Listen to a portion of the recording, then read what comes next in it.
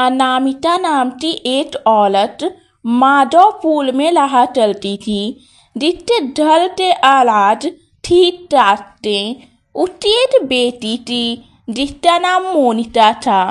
क्योंकि अनामिका गांव में पैदा हुई थी, इसलिए उसके माता पिता ने दहेज में उसे एक भैंस दी थी, जिससे वे दिन प्रतिदिन दूध निकाला करती थी और घर पर ही मक्खन पनीर बना लिया करती थी।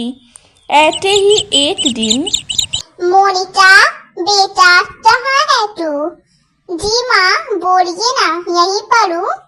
ले बेटा पनीर मलाई खा ले। पनीर मलाई? हाँ बेटा, दूध के बने रसगुल्ले और मक्खन तो हम हमेशा ही खाते हैं। आज सोचा कुछ नया बनाती हूँ तेरे लिए। खा कर देख, ये भी बहुत अच्छा बना है। अच्छा तो ये बात है, अभी खा लेती हूँ। इतना कहकर मोनिका जैसे ही पनीर मलाई खाती है, उसे वे बहुत ही अच्छा लगता है और वे बोलती है, अरे माँ, क्या मजेदार पनीर मलाई बनाई है आपने। सच में मजा ही आ गया। इसे खाकर तो मन प्रसन्न हो गया मेरा तो। सच में माँ बहुत अच्छा बना है, और दो ना। मोनिका की बात सुनकर अनामिका उसे पनीर मलाई और दे देती है। वक्त गुजरता जाता है। अब मोनिका हमेशा अपनी माँ से आज का बना हुआ पनीर मलाई खाने लगती है। ऐसे ही एक दिन सुनीता नाम की एक औरत, जो कि अनामिका की एक बहुत अच्छी दोस्त थी, उससे मिलने आती है और बोलती है, अरे अनामिका बहन, कैसी हो? हाँ मैं ठीक हूँ, तुम बताओ। मैं भी अच्छी हूँ। अरे तेरी बेटी मोनिका जब भी घर आती है, तेरे हाथ की बनी पनीर मलाई की बहुत तारीफ चलती है। अरे ऐसा क्या मिलाकर बनाती है, बता जरा, मुझे भी तो खिला दे। अरे हाँ क्यों नहीं, अभी देती हूँ।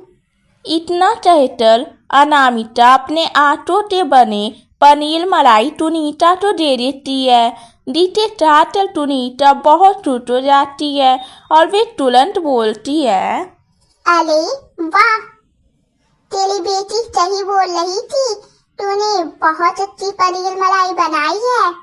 अरे मुझे और भी तरीके से मलाई बनाने आती है, लेकिन तुम घर की हालत तो देख ही रही हो। ऐसे में बस पनीर मलाई बना पाती हूँ। हाँ मैं जानती हूँ कितना मुश्किल है ऐसे जलेबी में दिन बिताना। मेरी बात सुन, तू एक काम कर, तेरा ये पनीर मलाई है ना, उसे बनाकर बेचना शुरू कर दे। किसी दुकान की जरूरत नहीं है, घर के बाहर से ही बेच दे। और प्रचार करने के लिए तेरी बेटी है ही। हाँ बात तो तू सही बोल रही है। अरे अब चल, तो मोनिका की शादी होगी तो ऐसे ही नहीं ना चल देगी, थोड़ा बहुत लेना देना तो चलना ही पड़ेगा। और जो स्वाद तेरे आटों में है ना, तू देखना, तुझे कोई नहीं लोच पाएगा। हाँ चलते ही काम शुरू कर देती हूँ मैं। ऐसे ही अनामिका से बात करने के बाद सुनीता वहाँ से चली जाती है और अगले दिन अनामिका अपने घर के बाहर पनीर मलाई बेचना शुरू कर देती है। पहले दिन तो उसके घर के बाहर एक दो ग्राहक आते हैं, लेकिन कुछ ही दिनों में अनामिका से आज का बना पनीर मलाई लोगों को पसंद आने लगता है और बहुत ही पसंद के साथ उसके आज का पनीर मलाई खाने उसके घर के बाहर लोग आने लगते हैं। ऐसे ही एक दिन मनोज नाम का एक आदमी अनामिका के पास आता है और बोलता है, अरे बहन जी, एक प्लेट पनीर मलाई देना। हाँ भैया जी, अभी देती हूँ। अनामिका मनोज तो पनीर मलाई दे देती है। तभी वहाँ और भी ग्राहक आ जाते हैं और अनामिका धीरे धीरे तभी तो पनीर मलाई देने लगती है। ये तब देख कर मनोज बोलता है, अरे ये औरत तो पनीर मलाई बेच चल तो बहुत कमाई चल रही है। अगर ऐसा ही चलता रहा तो गांव के सभी ढाबे और होटल वालों का काम तो बंद हो जाएगा। आज ये पनीर मलाई बेच रही है, कल तो कोई भी चीज बनाकर बेचने लगेगी। अरे तभी ग्राहक यही ले लेगी तो बाकी दुकानदारों का क्या हो जा। और वैसे भी औरतों का काम कमाई करना नहीं होता, उनका काम तो बस घर में झाड़ू पोछा लगाना होता है और बर्तन धुलना होता है। इतनी दुकानदारी तो मैं बंद करवाऊंगा। अपनी तुलना ये आदमियों से चलने चली है। मनोज तो ऐसे पनीर मलाई चाटते हुए और अजीब सा मुंह बनाते हुए देखकर मोनिका बोलती है, क्या हुआ अंकल, मेरी माँ के बने पनीर मलाई पसंद नहीं आया क्या? क्या गंदे गंदे मुंह बना रही हो? अरे नहीं बेटा, पनीर मलाई तो बहुत अच्छा बना है। सच में लोग जो तारीफ चलते हैं तुम्हारी माँ की, सच्ची तारीफ चलते हैं। सच में ये बहुत अच्छा बना है। इतना कहकर मनोज वहां से चला जाता है। दिन प्रतिदिन अनामिका का पनीर मलाई का काम अच्छा चलने लगता है और पनीर मलाई से कमाए गए पैसों से अब अनामिका एक ठेला ले लेती है और उसी ठेले पर अपनी पनीर मलाई बेचने लगती है।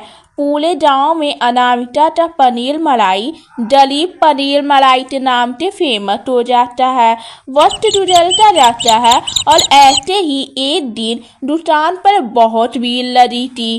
तभी वहां पर मनोज आ जाता है और एक प्लेट पनीर मलाई लेता है और वे तभी के नजरों से बचाकर पनीर मलाई में एक नकली टिपचली डाल देता है और तभी वे डोल डोल के चिल्लाते हुए बोलता है, हाय हाय हे भगवान, मैं तो मर गया। कोई पनीर मलाई मत जाना, इसमें जहर है भाई, मत जाना। तो ये अनामिका बहन सबको मारना चाहती है। अरे ये देखो, मेरी पनीर मलाई की प्लेट में छिपकली निकली हुई है, मली हुई छिपकली। अरे ये हम सबको मारना चाहती है। यकीन नहीं होता तो तुम देख लो। इतना कहकर मनोज पनीर मलाई का प्लेट जमीन पर गिरा देता है और वे नकली छिपकली भी पनीर मलाई के साथ ही जमीन पर गिर जाती है। छिपकली तो देखकर लोग हैरान हो जाते हैं और उनके आंखों से भी पनीर मलाई की प्लेट नीचे गिर जाती है। ये तब देखकर अनामिका भी हैरान हो जाती है और वे बोलती है, जी देखिए भाई साहब, आप तो कोई गलतफहमी हुई है, ऐसा नहीं हो सकता। तब तो अपने जल का बना हुआ इस्तेमाल करती हूँ। पनीर मलाई भी मैं जल पर ही बनाती हूँ, यहाँ तक कि पनीर भी जल पर बनाती हूँ और सारे बर्तन भी मैं खुद ही साफ करती हूँ। आप तो जरूर कोई गलतफहमी हुई है, ऐसा नहीं हो सकता। मेरे पनीर मलाई में छिपकली नहीं जा सकती। तो तुम्हारे कहने का क्या मतलब है कि मैं झूठ बोल रहा हूँ? तुम्हारे पनीर मलाई में छिपकली मली हुई नीचे पली है, तो क्या ये भी झूठी है? ये नकली है? और कितना झूठ बोलोगी अनामिका? अब तुम्हारा झूठ सबसे सामने आ गया है। तुम लोगों तो बेकार पनीर मलाई खिला रही हो और तुम लोगों तो मारना चाहती हो। तभी लोग मनोज की बात ही मानते हैं और अनामिका गलत गलत बातें सुनाने लगते हैं। अनामिका लोगों के सामने माफी मांगती है पर कोई भी उसकी बात नहीं सुनता क्योंकि मनोज ने प्लान ही ऐसा बनाया था।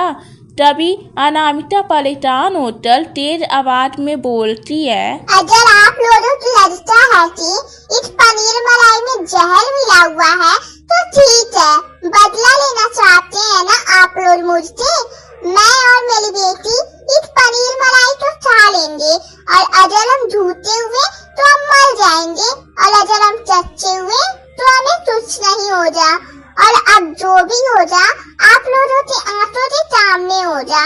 मोनिका बेटा, ये पनीर मलाई 2 प्लेट में। अपनी माँ की बातें सुनकर मोनिका फटाफट 2 प्लेट पनीर मलाई निकालती है और दोनों माँ बेटी पनीर मलाई खा लेती हैं।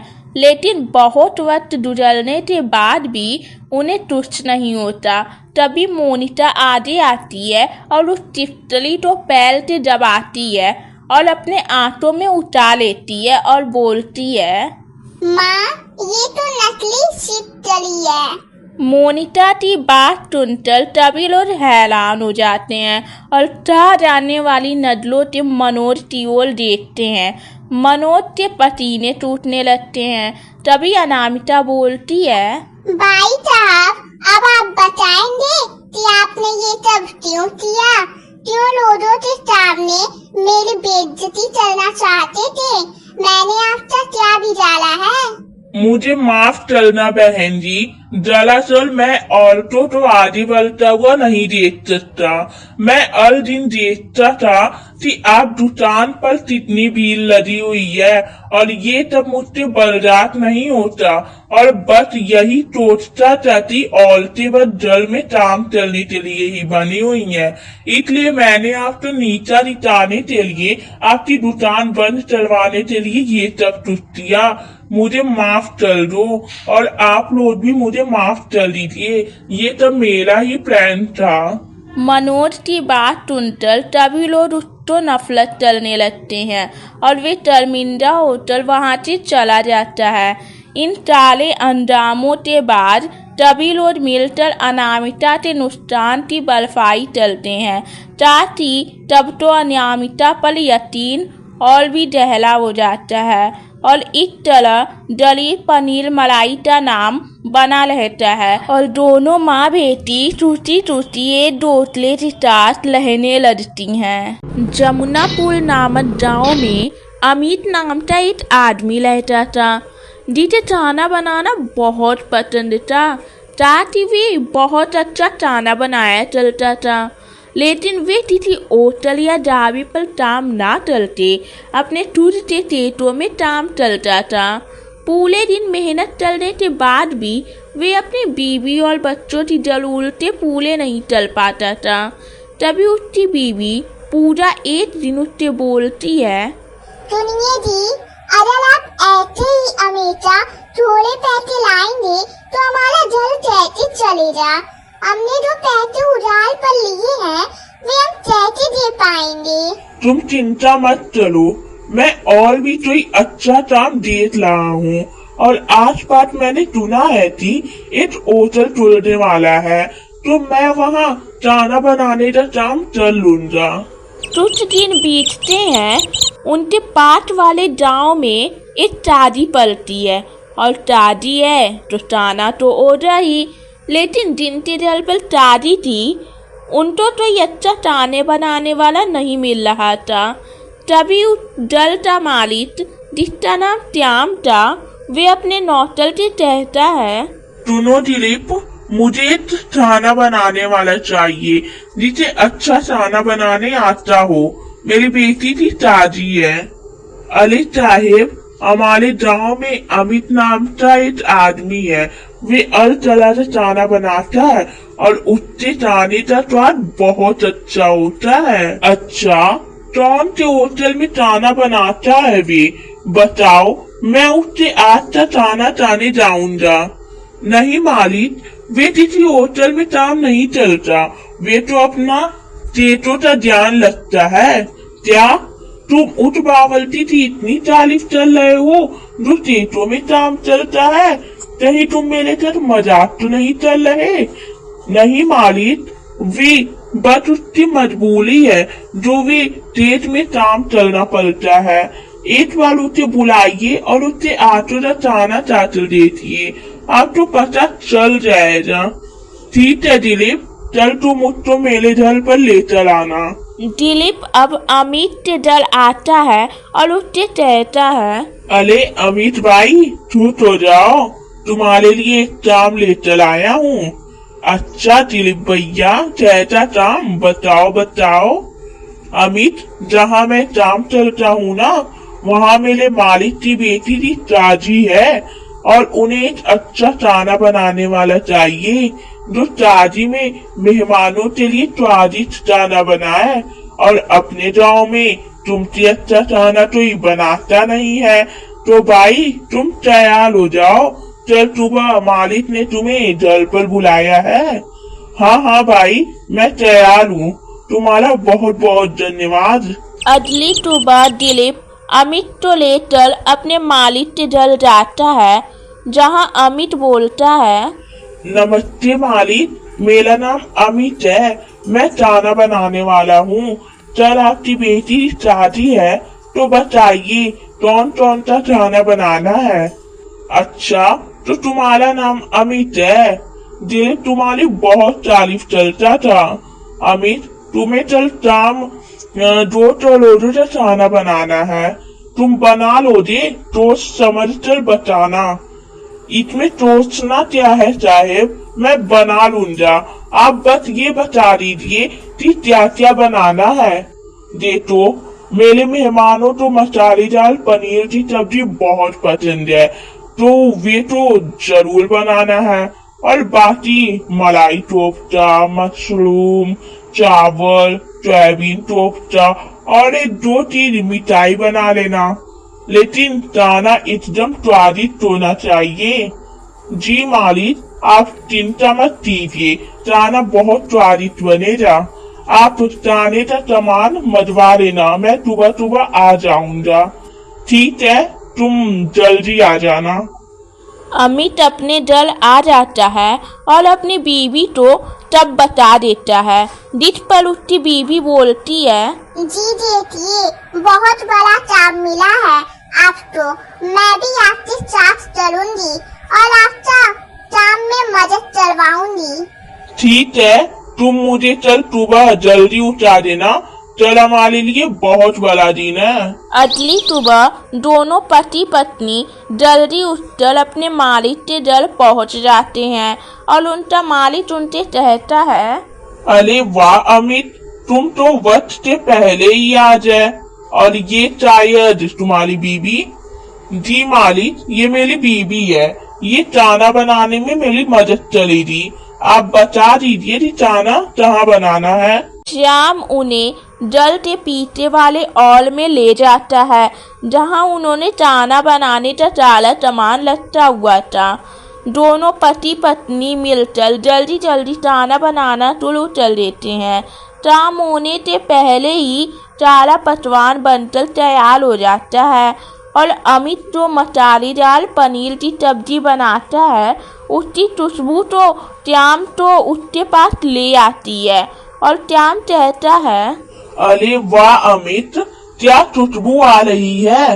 और मसालेदार पनीर की तो अलग ही खुशबू आ रही है।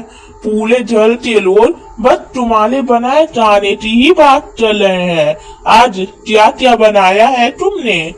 मालिक, मसालेदार पनीर की सब्जी, चावल, पनीर बिरयानी, पनीर कोफ्ता, मशरूम, मलाई कोफ्ता, सोयाबीन कोफ्ता, पनीर दो प्याजा, पनीर पचौड़ा, पनीर चाउमीन, पनीर रोल और मीठे में रसगुल्ले, गुलाब जामुन और गाजर का हलवा। अगर और भी कुछ रह गया है तो बता दीजिए।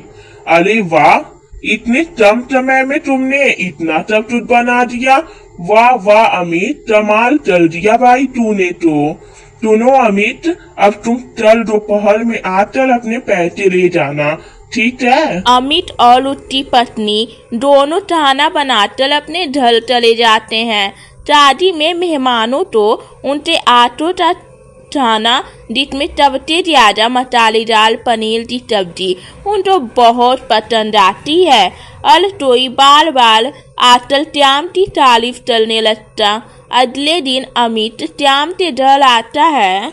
अमित, आ जाए तुम, मैं तुम्हारा ही इंतजार कर रहा था। तुम बहुत ही अच्छा खाना बनाते हो यार। कल मेहमानों ने पेट भर तुम्हारे आटू का खाना चाहा और वे मसालेदार पनीर की सब्जी, अरे वे तो इतनी स्वादिष्ट लगी सबको कि क्या ही बताऊं। मुझे लगता है कि तुम एक दिन बहुत ऊपर जाओगे। भगवान ने तुम्हारे आटू में बहुत ही अच्छा स्वाद दिया है। तुम खेतों में काम करने के लिए नहीं बने हो। धन्यवाद मालिक। तब तो खाना अच्छा लगा, ये जानकर मुझे बहुत खुशी हुई। ये लो अमित, पूरे 30,000 रुपए। मैं चाहता हूँ कि इससे तुम अपना कोई खुद का काम शुरू करो। अपने इस खाना बनाने की तरह तो बेकार मत करो। पर मालिक, ये पैसे तो बहुत ज्यादा हैं। सच में मैं इतने पैसे कैसे ले सकता हूँ आपको? देखो अमित, ये कोई ज्यादा पैसे नहीं है। इससे तुम अपने मसालेदार पनीर की सब्जी बनाने का काम शुरू करके देखना, तुम बहुत आगे जाओगे। मालिक, धन्यवाद। आप मेरे लिए इतना सब कुछ कर रहे हैं, आपका बहुत बहुत धन्यवाद।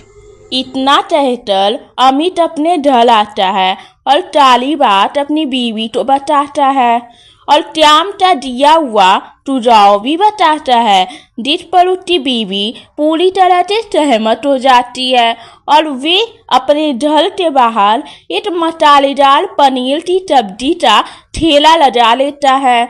लेकिन एक भी ग्राहक उसके दुकान पर नहीं आता। तब ने उसका बहुत मजाक बनाया। अब वक्त गुजरने लगा और वे ताला ताना लोगों के दलों में फ्री में देने लगता है। तभी एक आदमी उससे कहता है, अरे अमित, क्या बात है? ये खाना लेकर यहाँ क्यों आया है? वे अंकल जी, क्या है ना, मैंने अपना मसालेदार पनीर की सब्जी का ठेला लगाया था और आज मेरा काम उतना अच्छा चला नहीं, तो ये मसालेदार पनीर की सब्जी और चावल बच गए हैं, तो मैं सबके घरों में दे रहा हूँ। वे क्या है ना, अन्न का अपमान नहीं कर सकता मैं। अरे वाह अमित, क्या बात है? आखिरकार तुमने अपने खाने का काम शुरू कर ही दिया।